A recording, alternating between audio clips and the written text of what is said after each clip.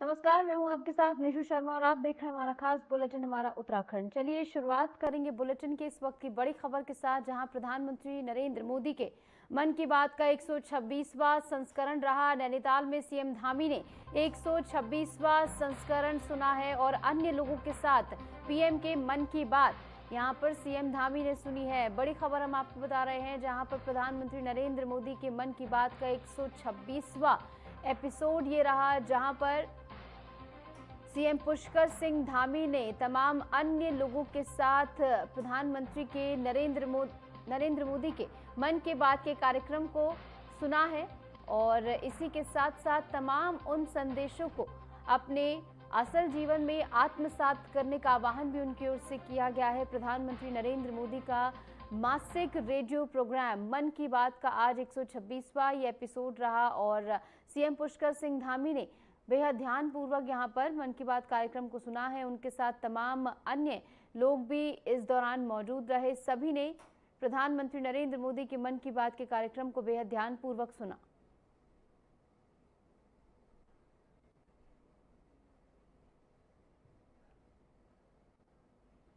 और इस बीच एक और बड़ी खबर आपको बता दें, नैनीताल में प्रतिभा सम्मान समारोह में सीएम धामी शामिल हुए हैं। बड़ी खबर हम आपको बता रहे हैं, सीएम धामी का यहां पर भव्य रूप से स्वागत हुआ।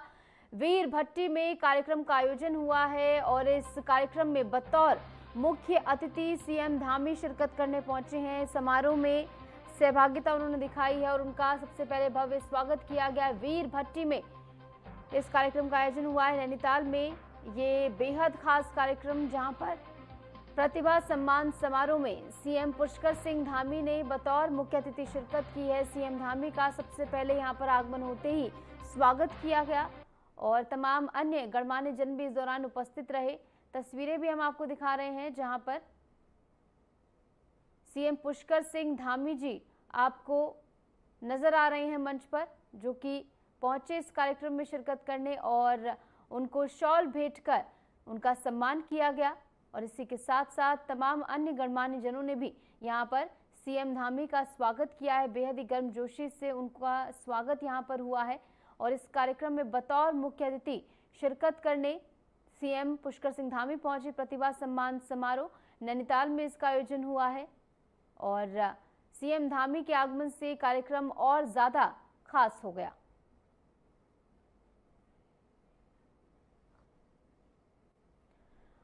और इस बीच इस कार्यक्रम में सीएम पुष्कर सिंह धामी ने क्या कुछ कहा, वो भी आपको सुनवाते हैं। साहू जी, उत्तराखंड राष्ट्रीय स्वयंसेवक संघ के प्रांत प्रचारक आदरणीय डॉक्टर शैलेंद्र जी, कार्यक्रम के अध्यक्ष डॉक्टर नरेंद्र भंडारी जी, मंत्री आदरणीय डॉक्टर रजनीकांत शुक्ल जी, प्रबंधक प्रेमा जगाती आदरणीय श्याम अग्रवाल जी, प्रदेश निरीक्षक डॉक्टर विजयपाल जी, कृष्णानंद चौबे जी, जयवर्धन कांडपाल जी, ईश्वरी दत्त जी, विपिन अग्रवाल जी, अजय अरोरा जी, मनीष अग्रवाल जी, कामेश्वर काला जी, जिलाध्यक्ष प्रताप बिष्ट जी, विधायक आदरणीय सरिता आर्य जी, राम सिंह कैड़ा जी, शांति मेहरा जी, भावना आर्या जी, डॉक्टर डब्बू जी, मानसरा जी, मनजीत सिंह जी और सभी यहाँ पर आए हुए हमारे सभी हमारे आए हुए अतिथिगण, सभी अभिभावकगण और जिनके निमित्त आज ये शानदार कार्यक्रम यहाँ पर प्रतिभा सम्मान का आयोजित किया जा रहा है, ऐसे मेरे सभी प्रिय छात्र एवं छात्राएं, मैं आप सभी का आज इस विशिष्ट कार्यक्रम में आप सभी का हृदय से स्वागत करता हूं, आप सबका अभिनंदन करता हूं। साथ ही उत्तराखंड बोर्ड की परीक्षा में, हाई स्कूल एवं इंटरमीडिएट परीक्षा में अपना उत्कृष्ट प्रदर्शन करने वाले हमारे सभी भैया बहनों को मैं बहुत शुभकामनाएं देता हूं, बहुत बधाई देता हूं और आशा करता हूं कि ये सम्मान आप सभी में एक नई ऊर्जा का संचार करेगा, नए उत्साह का संचार करेगा और भविष्य में जीवन में आने वाली सभी परीक्षाओं में आपको श्रेष्ठ प्रदर्शन करने के लिए प्रेरित करेगा। भारत की सनातन संस्कृति और राष्ट्रभक्ति के विचारों को आत्मसात करते हुए अखिल भारतीय शिक्षा संस्थान विद्या भारती ने शिक्षा के क्षेत्र में बहुत अद्वितीय योगदान दिया है। वो इस बात का स्पष्ट प्रमाण है कि यदि कोई भी कार्य अच्छी सोच के साथ, स्पष्ट सोच के साथ, कड़ी मेहनत के साथ निरंतर किया जाए तो उस कार्य को सफल होने से रोका नहीं जा सकता है। हमारे मातृ संगठन राष्ट्रीय स्वयंसेवक संघ की स्थापना के शताब्दी वर्ष में आयोजित किए जा रहे इस विशिष्ट कार्यक्रम में उपस्थित होना मेरे लिए भी बहुत गर्व की बात है। जैसा कि हम में से बहुत से लोग जानते हैं, देश की स्वतंत्रता के पश्चात ये अनुभव किया गया कि भारत की शिक्षा व्यवस्था को अपनी जड़ों और संस्कृति से जोड़ने की आवश्यकता है। इन्हीं विचारों को मूर्त रूप देते हुए 1952 में राष्ट्रीय स्वयंसेवक संघ की प्रेरणा से गोरखपुर में संस्कारित, चरित्रवान और कर्तव्यनिष्ठ नागरिक गढ़ने के दिव्य संकल्प के साथ पहला सरस्वती शिशु मंदिर प्रारंभ हुआ। समय के साथ यह अलग पूरे देश में फैली और वर्ष 1978 में विद्या भारती अखिल भारतीय शिक्षा संस्थान का गठन हुआ। आज विद्या भारती ने भारतीय शिक्षा पद्धति, आधुनिक शिक्षा पद्धति के मेल से जो अद्वितीय क्रांति शिक्षा जगत में फैलाई है, उसके बारे में जितना कहा जाए, जितने उस शब्दों में व्याख्या की जाए उतनी कम है। शिक्षा के क्षेत्र में बोया गया एक छोटा सा बीज आज एक विशाल वृक्ष बनकर देश भर के शिक्षा और संस्कार की, देश भर में शिक्षा और संस्कार की छांव बिखर रहा है। आज विद्या भारती देश भर में लगभग 13,000 औपचारिक, 12,000 अनौपचारिक विद्यालयों के माध्यम से 35 लाख भैया बहनों में ज्ञान, करुणा, राष्ट्रभक्ति और सदाचार जैसे मानवीय गुणों को उनके संस्कारों में लाने का, उनको उभारने का काम कर रहा है। इसके साथ ही विद्या भारती द्वारा आदिवासी बहुल इलाकों और अंतर्राष्ट्रीय सीमा वाले क्षेत्रों में भी सैकड़ों विद्यालय खोले गए हैं। उत्तराखंड में भी विद्या भारती का योगदान अनुकरणीय है और मुझे बताया गया है कि वर्तमान में यहाँ करीब 562 विद्यालयों का संचालन किया जा रहा है, जिनमें 1.25 लाख से अधिक विद्यार्थी शिक्षा ग्रहण कर रहे हैं। मुझे जानकर अत्यंत खुशी हुई कि भारत सरकार द्वारा विद्या भारती के 7 स्कूलों को सैनिक स्कूल के रूप में स्थापित करने हेतु भी चयनित किया गया है। मैं आज के इस अवसर पर देश के भविष्य के निर्माण में 70 वर्षों से भी अधिक समय तक कार्यरत अखिल भारतीय शिक्षा संस्थान विद्या भारती और उसके सभी कार्यकर्ताओं को, सभी पदाधिकारियों को, सभी संचालकों को, आचार्यगणों को, शिक्षकगणों को उनके द्वारा शिक्षा जगत में किए गए महान योगदान के लिए साधुवाद देता हूं।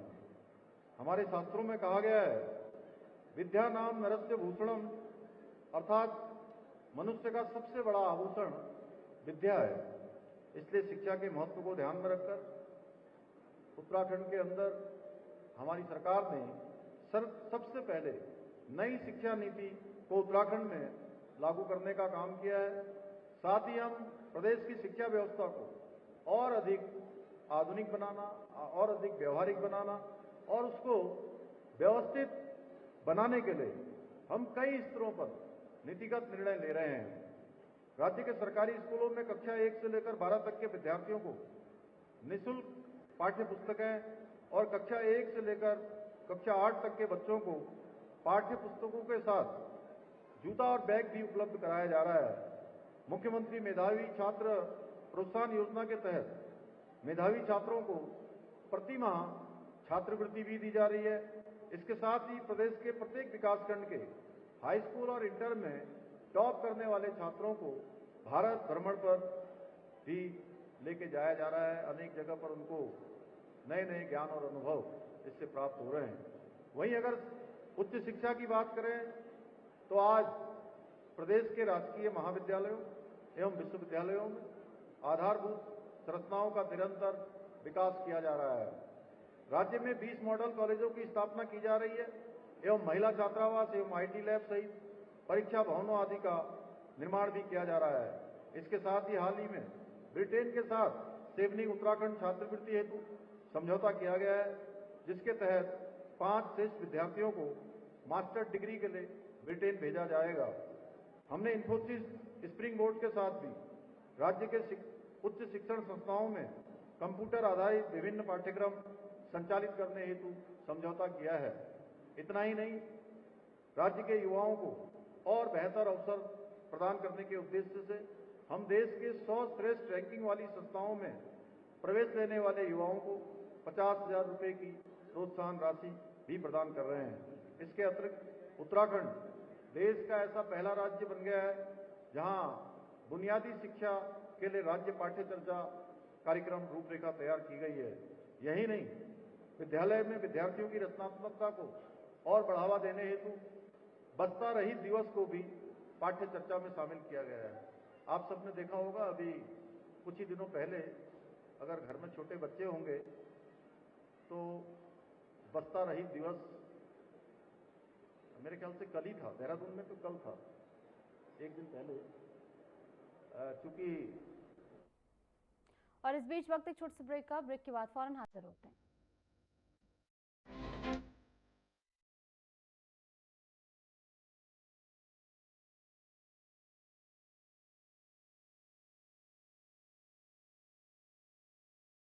यशस्वी प्रधानमंत्री नरेंद्र मोदी के मार्गदर्शन में माननीय मुख्यमंत्री योगी आदित्यनाथ के बुलंद इरादों ने बदली है उत्तर प्रदेश की तस्वीर। MSME और निजी क्षेत्र का उद्योग व्यापार फलने फूलने लगा और 2 करोड़ से अधिक युवाओं को रोजगार मिला। देशी विदेशी निवेशकों को उत्तर प्रदेश में संभावनाएं नजर आईं और इससे 60 लाख से अधिक नौजवानों को मिले हैं रोजगार के सुनहरे मौके। निष्पक्ष एवं पारदर्शी प्रक्रिया से 8.5 लाख से अधिक युवाओं को सरकारी नौकरियां मिली। प्रदेश ने एक साथ 60,000 से अधिक पुलिसकर्मियों की भर्ती, 10 लाख से अधिक स्वयं सहायता समूह के माध्यम से 1 करोड़ से अधिक महिलाओं और BC सखी योजना के अंतर्गत 58,000 से अधिक महिलाओं ने रोजगार प्राप्त किया है। एक जनपद एक उत्पाद योजना से 30 लाख से अधिक और स्टार्टअप नीति के अंतर्गत 5 लाख से अधिक नौजवानों को मिला है रोजगार। युवाओं के हो रहे हैं सपने साकार। काम दमदार, डबल इंजन सरकार।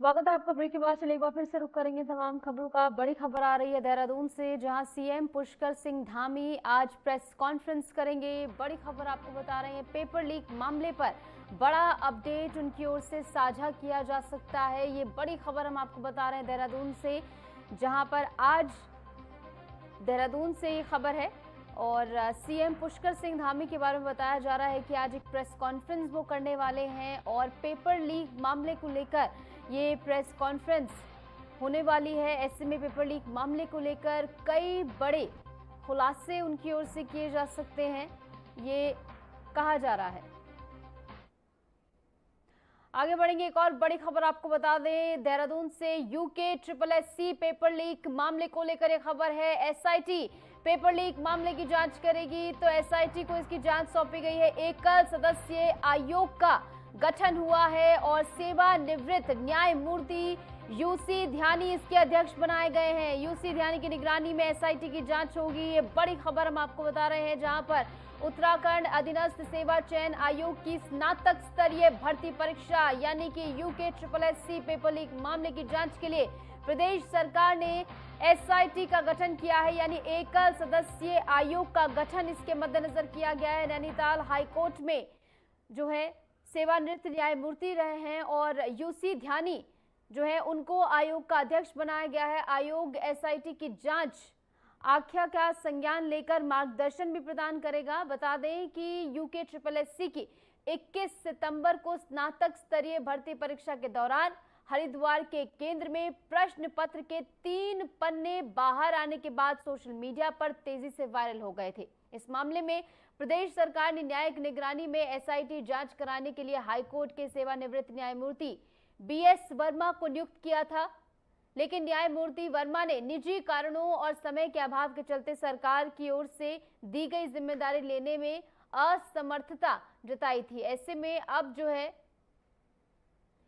SIT का गठन इस पूरे मामले में हो चुका है, यानी यूके SSSC उत्तराखंड अधीनस्थ चयन आयोग पेपर लीक मामले पर युवाओं के आंदोलन के बीच जो है अब SIT का गठन होना, यानी इस पूरे मामले में कठिन कार्रवाई होती हुई नजर आएगी। आगे बढ़ेंगे। यूके SSSC यानी उत्तराखंड अधीनस्थ चयन आयोग पेपर लीक मामले पर युवाओं के आंदोलन के बीच पूर्व मुख्यमंत्री और हरिद्वार से बीजेपी सांसद त्रिवेंद्र सिंह रावत का बड़ा बयान सामने आया। जहां एक ओर धामी सरकार हाईकोर्ट के रिटायर्ड जज की निगरानी में पेपर लीक केस की SIT जांच करा रही है, तो वहीं बेरोजगारी युवा CBI जांच के लिए अड़े हुए हैं। और आपको बता दें, इन सब के बीच अब सांसद त्रिवेंद्र सिंह रावत ने बेरोजगारों के पक्ष में आते हुए CBI जांच कराने की बात कह दी है। नहीं है, मुझे तो लगता है कि मुख्यमंत्री जी को इन सब बालकों को आश्वासन देना चाहिए कि हम CBI जांच इसमें कराएंगे। मैं समझता हूँ कि जब ये भावना, एक फीलिंग आज हर जगह जगह हर जिलों में मुख्य केंद्रों पर आज जिस तरह की युवाओं में गुस्सा है, मैं कहूँगा, या जिस तरह से वो आक्रोशित हैं। आगे बढ़ेंगे। उत्तराखंड अधीनस्थ सेवा चयन आयोग की स्नातक स्तरीय परीक्षा के पेपर लीक मामले में बीजेपी के जिला महामंत्री प्रतीक कालिया ने प्रेस कॉन्फ्रेंस की। प्रतीक कालिया ने दावा किया कि परीक्षा में पेपर लीक नहीं हुआ है, बल्कि चीटिंग का मामला सामने आया है। इस पूरे मामले में सरकार की कार्यशैली पर सवाल खड़े कर रहे बॉबी पवार को बिना नाम लिए अपने निशाने पर लिया उन्होंने, और इशारों में प्रतीक कालिया ने कहा कि राजनीतिक जमीन तलाशने के लिए बॉबी पवार युवाओं को गुमराह करने का काम कर रहे हैं। सरकार को बॉबी पवार के पिछले चुनाव में हुई क्राउड फंडिंग की जांच करनी चाहिए, जिससे पता चले कि आखिरकार बॉबी पवार को मिली फंडिंग का सोर्स है क्या। प्रतीक कालिया ने युवाओं से गुमराह नहीं होने की अपील की है और साफ कहा है कि राज्य में कल नकल विरोधी कानून बना है, जिसमें नकल करते हुए पकड़े जाने पर 3 साल की सजा है। को ज्ञात है कि 21 सितंबर को यूके SSSC की स्नातक स्तर की परीक्षा हुई थी और उत्तराखंड पूरे देश का पहला वो राज्य है जिसमें एक बहुत ही सशक्त नकल विरोधी कानून है। ये नकल विरोधी कानून भी कुछ इस तरीके का है कि पहली बार पकड़े जाने में लगभग 3 साल की सजा है और दूसरी बार यदि कोई व्यक्ति इस तरीके के अपराध में संलिप्त पाया जाएगा तो उसको 10 साल तक की सजा है।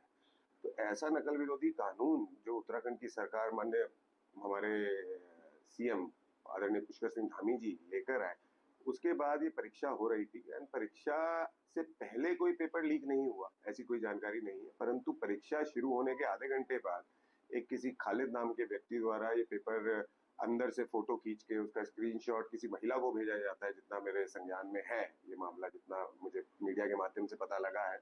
और वो महिला पुलिस पे ना जाकर एक अभी तथाकथित बोलूंगा मैं उसको, जो कि अपनी राजनीतिक जमीन ढूंढ रहा है, जो एक चुनाव हार चुका है और दूसरे चुनाव की तैयारी कर रहा है, वो सरकार पे आरोप लगा रखा है। और वो व्यक्ति भी जब उसके पास उस महिला ने उस पेपर को भेजा तो उसने भी इतनी कर्टेसी नहीं दिखाई कि वो जाके पुलिस विभाग या शासन के किसी व्यक्ति को, अधिकृत व्यक्ति को ये बताए कि ये लीक हो गया है या ये अंदर से किसी बच्चे ने पेपर जो है ये बाहर भेज दिया।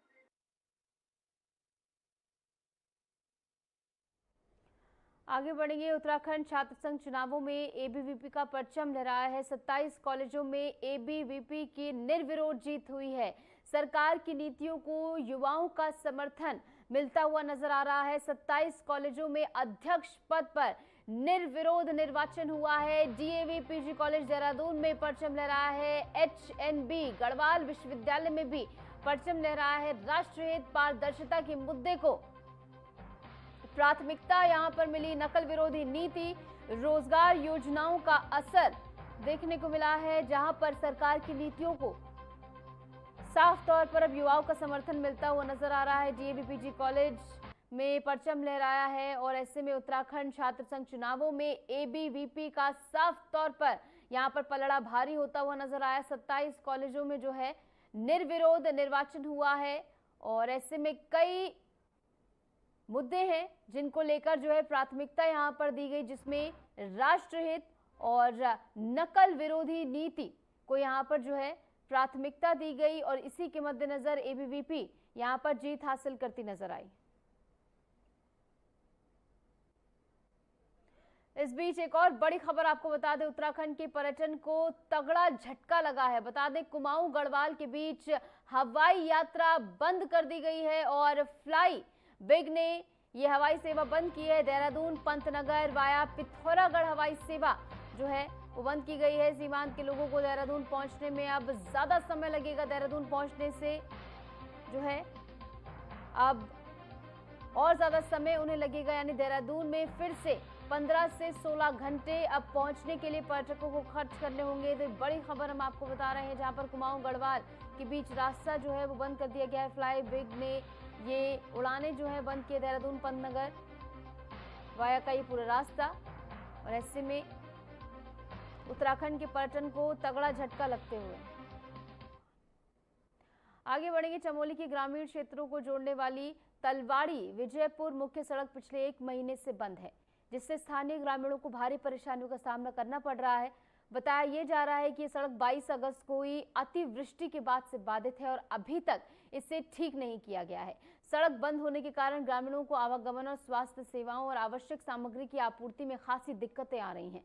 बीमार लोगों को अस्पताल ले जाना अब चुनौतीपूर्ण बन गया है। वहीं स्कूली बच्चों और कामकाजी लोगों को भी परेशानियों का सामना इसके चलते करना पड़ रहा है। ग्रामीणों का साफ तौर पर आरोप है कि विभागीय उदासीनता के चलते स्थिति दिन प्रतिदिन और ज्यादा बिगड़ रही है। नाराज ग्रामीणों ने एनपीसीसी को अल्टीमेटम दिया है। उनका कहना है कि अगर जल्द से जल्द सड़क नहीं खोली गई तो धरना प्रदर्शन किया जाएगा और लगातार लोग जो है परेशान हो रहे हैं। 1 महीना हो चुका है इस रास्ते को बंद हुए और ऐसे में बताया ये गया अतिवृष्टि से सड़क जो है बंद हुई थी, लेकिन 1 महीना।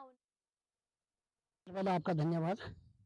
मैं यहाँ का क्षेत्र पंचायत सदस्य होने और ग्रामा से होने से ये रोड 22 तारीख से बंद है। 40 दिन होने जा रहे हैं और मैं तहसील स्तर से लेके और शासन प्रशासन से लेके और एनपीसीसी के उच्च अधिकारियों से लगातार बात हो रही है, तो फोन पे ये आश्वासन दे रहे हैं कि भाई आज ये मशीन यहाँ पहुंच गई, कल यहाँ पहुंच गई, और मतलब उनके कान में जुए नहीं रहेंगे। मतलब जनता इतनी परेशान है कि लोगों के पास खाने के लिए राशन नहीं है, सिलेंडर नहीं है, और हमारे साथी हैं जिन लोगों का अपना व्यवसाय है, गाड़ियां हैं, वो गाड़ियां फंसी हैं आज 40 दिन से, उनकी रोजी रोटी वही गाड़ियां हैं, तो वो लोग सब परेशान हैं। लेकिन मेरा एनपीसीसी से आपके माध्यम से कहना है कि अगर वो 10 दिन में ये रोड नहीं खोलते हैं तो 10 दिन में पूरे जितने भी ग्राम पंचायत के सदस्य हैं यहीं पे हम अनशन धरना देंगे। बनता तो मेरी सहायक अधिशासी अभियंता से वार्तालाप हुई थी। उस वार्तालाप पे उन्होंने जो है ये सड़क जो है ऊपर से खोलने का कार्य किया था, जो 3-4 दिन उन्होंने जो है उसको निरंतर रूप से चलाया और 3-4 दिन बाद जो है आज ये मान लीजिए 1 महीना के लगभग होने आया कि जो कि सड़क पूरी तरह से बंद है, ठप है। यदि यहाँ से किसी को अपनी घरेलू गैस के लिए भी जाना पड़ता है तो ये समझिए कि 2-3 किलोमीटर के करीब पैदल चलते हैं। और मेरा आज मेरी अधिशासी अभियंता, आपने स्वयं देखा कि आप मेरे साथ स्वयं गए, आपने देखा कि रोड की स्थिति कितनी दयनीय है। और मेरी अभी अधिशासी अभियंता से फ़ोन पे वार्तालाप हुई है। उन्होंने मुझे 4 दिन का समय मांगा है, जो कि वो आज से ही रोड को खुलवाने का काम शुरू कर रहे हैं और 4 दिन तक ये पूरी रोड को खुलवा देंगे। और यदि वो मैं माननीय एनपीसीसी अधिशासी अभियंता और तमाम उनके विभाग अधिकारीगण से मैं कहता हूँ कि यदि आपने 4 दिन तक ये सड़क नहीं खोली 4 दिनों के अंदर तक, तो हम उनके खिलाफ धरना प्रदर्शन करेंगे। नवरात्रि पर्व के मौके पर हरिद्वार पुलिस ने जनता को खास तोहफा दिया है। थाना सिडकुल पुलिस ने चलाए जा रहे ऑपरेशन रिकवरी के तहत चोरी और गुम हुए 70 मोबाइल फोन बरामद किए गए हैं। इन मोबाइलों की अनुमानित कीमत लगभग 14,68,000 रुपए आंकी गई है। इस अभियान में CEIR यानी कि central equipment identity register portal की तकनीकी सहायता ली गई। जिससे मोबाइलों का पता लगाकर उन्हें उनके असली मालिकों तक पहुंचाया गया है। बरामद मोबाइल सिर्फ स्थानीय निवासियों के ही नहीं बल्कि सिडकुल क्षेत्र में कार्यरत बाहरी राज्यों से आए कर्मचारियों की भी शामिल हैं। ये कार्रवाई एसएसपी हरिद्वार प्रमेंद्र सिंह डोभाल के नेतृत्व में की गई है, जिसकी स्थानीय नागरिकों और पीड़ितों ने जमकर सराहना की है। और फिलहाल के लिए हमारे इस खास बुलेटिन में इतना ही। नमस्कार।